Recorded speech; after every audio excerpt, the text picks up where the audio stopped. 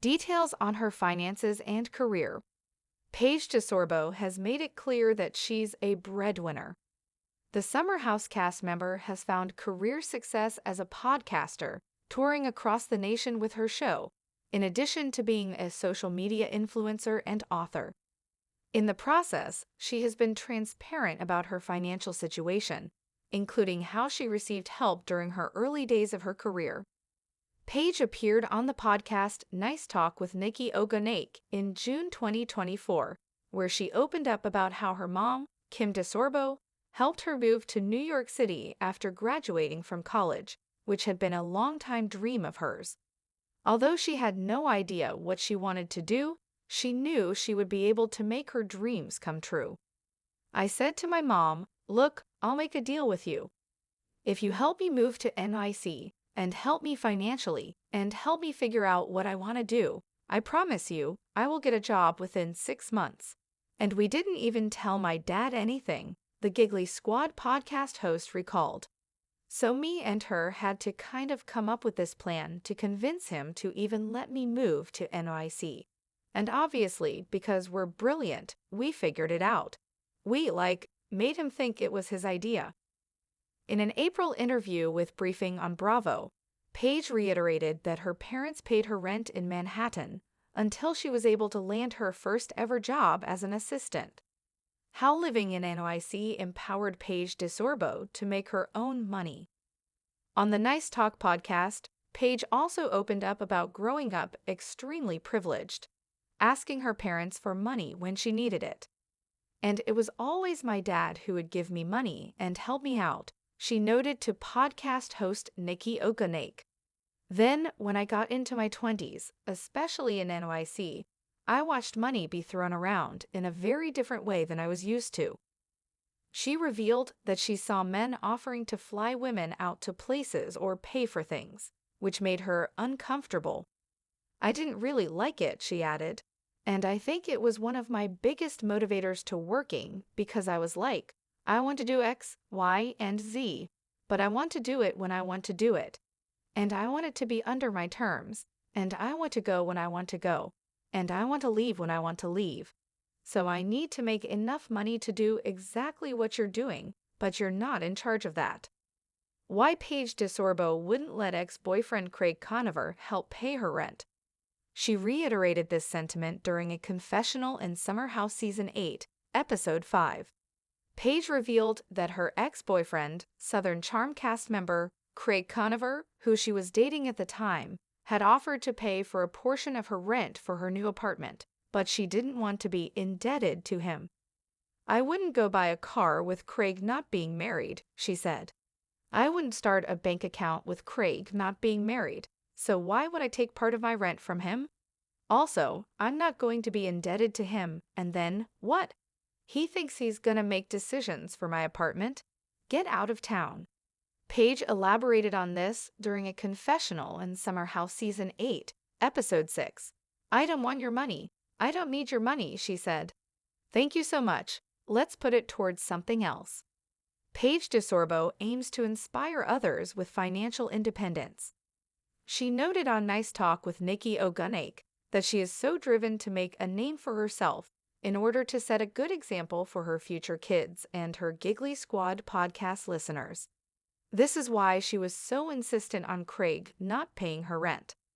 "I acknowledge that I'm on a reality TV show, and one day I probably won't be, but my future children will see all of that," she said. "And I also have a podcast that millions of younger girls listen to, and I will be damned if the message that I send to them is work really hard, get into a great school, go into debt, get the career of your dreams, but as soon as a man says, 'I want to control this, and this in your life,' you better absolutely jump and do it. No way, no way. What was the point of all the other stuff?" Paige DeSorbo declares she was the breadwinner in her relationship with Craig Conover. Paige gave a bit more insight into her finances during Summer House Season 9, Episode 9, where she declared that she was the breadwinner in her relationship with Craig, and that she didn't want to stop working if they were to get married. During an April 23 appearance on Watch What Happens Live with Andy Cohen, Paige admitted that she thought it was crazy that people were appalled by her making that statement. "I work more, so why would I not be?" she asked host Andy Cohen. What does Paige DeSorbo do for a living? As previously stated, in addition to being a cast member on Summer House, Paige is the co-host of the podcast Giggly Squad with Summer House alum Hannah Berner.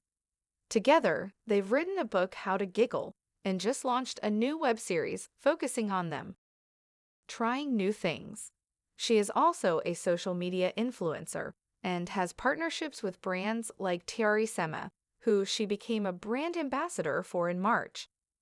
How Paige DeSorbo learned how to negotiate in business. The How to Giggle author admitted on the Nice Talk podcast that she had no idea how to negotiate before she got into the business, and she still doesn't at times. "I'm a very big proponent of saying what you don't know," she said. "Like, I'm very big on, oh, this might be a stupid question, or, I don't know this, I'm gonna ask someone who does. Like, that's not a fault. I mean, I still am in meetings and I'm like, sorry, can you put that in terms of normal people? 'Cause I have no idea what to do for that. So I am a big proponent of saying I have no idea," she added. The Paige DeSorbo Blueprint. Manhattan Dreams. Paige DeSorbo's dreams had always been wrapped in the buzz and lights of New York City. Growing up in a supportive, comfortable home, she was no stranger to privilege. Her parents, Kim and her father, who, to this day, remains partially in the dark about the initial arrangement, ensured she never wanted for anything. But Paige wasn't about to let her background determine her trajectory. Instead, she used it as a foundation from which to launch her ambition. Fresh out of college, with no clear career path and a vague notion that her place was among the skyscrapers and hustle of Manhattan, Paige made a pact with her mother. "I said to my mom, look, I'll make a deal with you. If you help me move to NYC, and help me financially, and help me figure out what I want to do, I promise you, I will get a job within 6 months." Her mom, Kim, agreed without hesitation. Together, they formed a secret alliance, hiding the true scope of the plan from Paige's dad until they brilliantly convinced him it was all his idea. It was the first strategic move in a long career that would be defined by cleverness, grit, and a refusal to let others make the decisions for her. Living in Manhattan wasn't cheap, but Kim covered Paige's rent in the early months. It was a lifeline, not a luxury, allowing her to navigate a new, intimidating world of internships, auditions, content creation, and casting calls without worrying about survival. That support bought Paige something invaluable: time. The hustle begins, 6 months. That was the timeline she had given her mom. True to her word, Paige landed her first job as an assistant. It wasn't glamorous, nor particularly lucrative, but it was a start. Her entry into the professional world coincided with a growing social media landscape and the early days of reality TV celebrity crossover. Paige started to carve out a niche for herself as a style influencer. She leveraged every opportunity, fashion events, collaborations, her natural charisma, to build a brand. Soon after, she joined the cast of Bravo's Summer House, which gave her national exposure. Viewers were captivated by her fashion sense, sharp wit, and authenticity. Being on TV gave her a platform, but Paige didn't rely on that alone. She started the Giggly Squad podcast with co-star and friend Hannah Berner. What began as lighthearted banter evolved into a national touring show, merchandise line, and eventually a co-authored book, How to Giggle. With every endeavor, Paige reinvested in herself.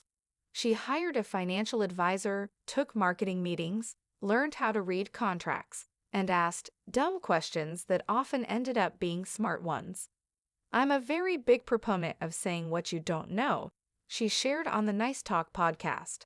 Like, I'll say, "Oak, this might be a stupid question," or, "I don't know this, I'm gonna ask someone who does."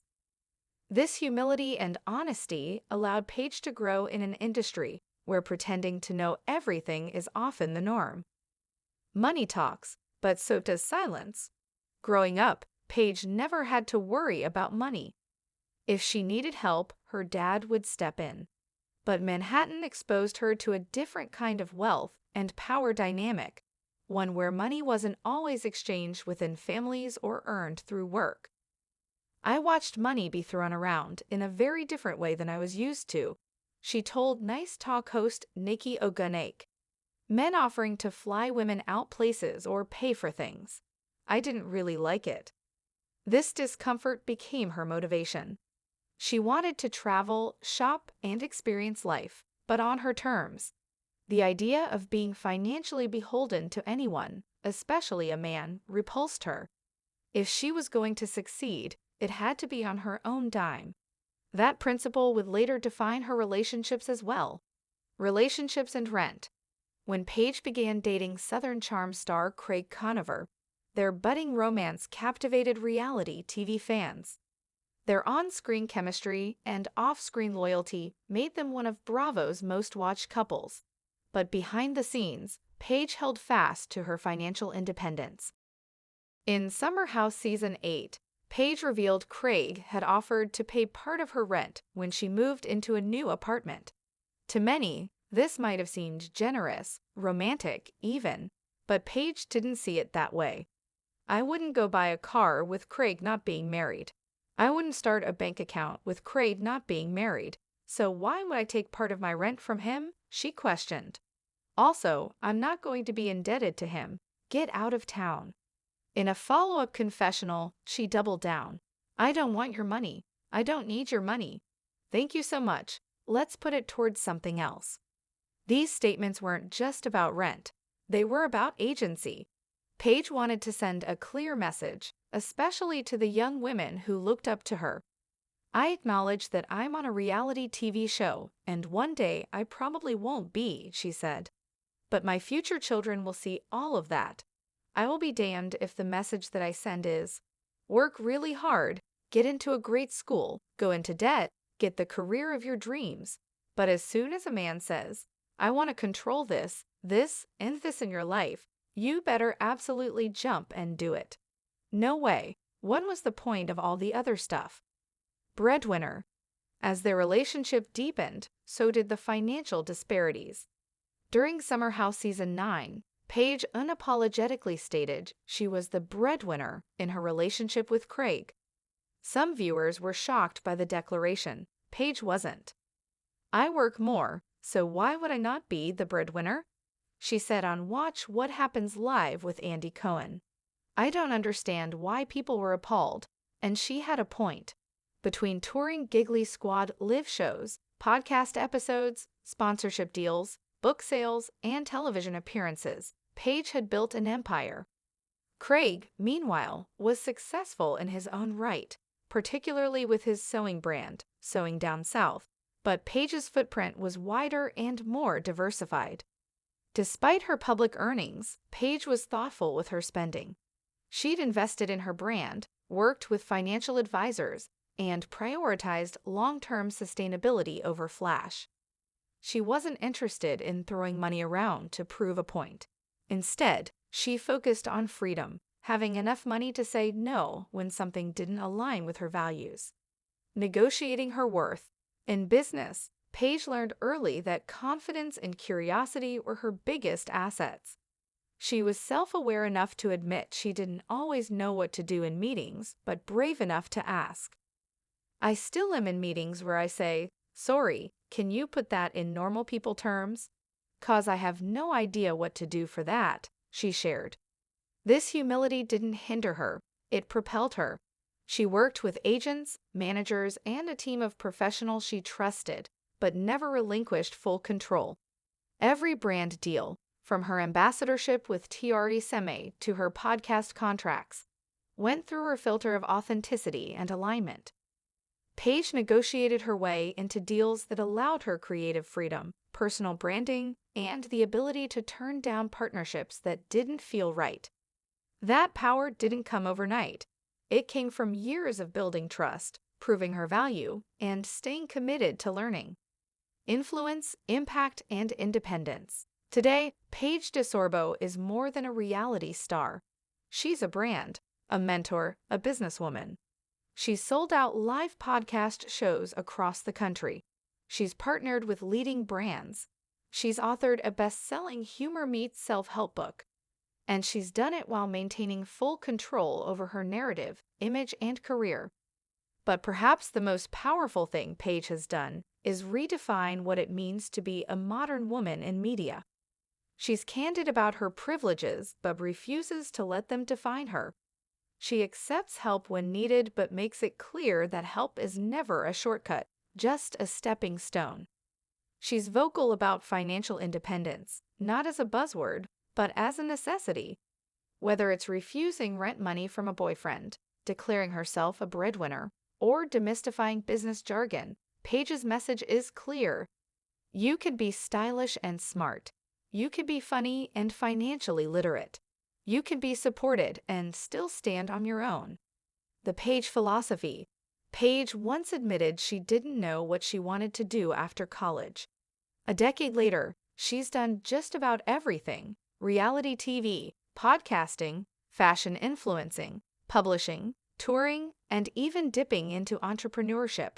And yet, she's only getting started. When asked what she hopes others take from her story, she doesn't talk about fame or followers. She talks about freedom. I want to be able to leave when I want to leave. I want to go when I want to go, she said. And I want it to be under my terms. That's not just financial independence. That's life on your own terms, the Paige DeSorbo way.